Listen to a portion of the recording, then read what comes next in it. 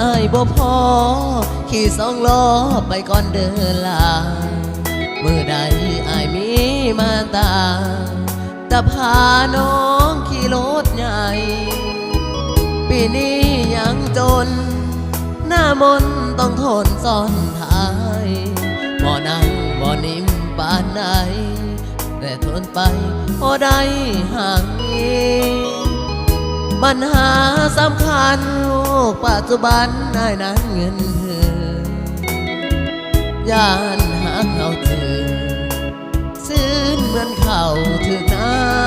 ำอย่าน้องใจอ่อนมาหลอกให้อายเจ็บซ้ำเสียใจอายเด้อคนงามอย่ามาทำให้อายเสียสูญเอาเหลือเพียงเล่นไว้ก่อนอย่าเผาถอนใจอดทุกข์แล้วค่อยสบายดีกว่าโทรไปทาลน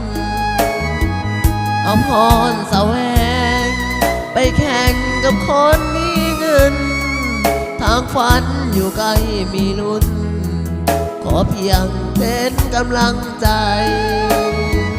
เงินอายบ่พอขี่สองล้อไปก่อนเดินลาอดทนทนฟ้าสัญญาด้วยลูกผู้ชาย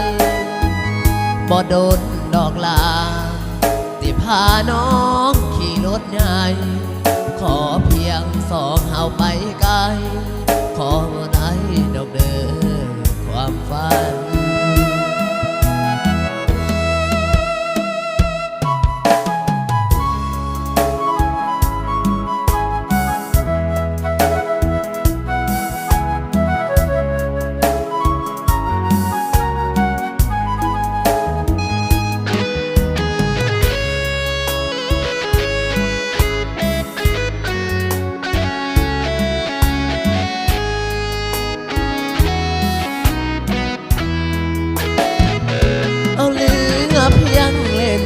ไว้ก่อนอย่าเผาถอนใจ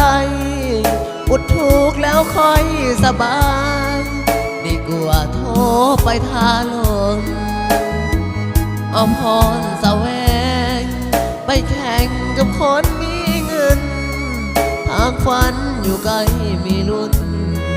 ขอเพียงเป็นกำลังใจเงินอายบ่พอขี่สองล้อไปก่อนเดินลาหลบพ้นชนพา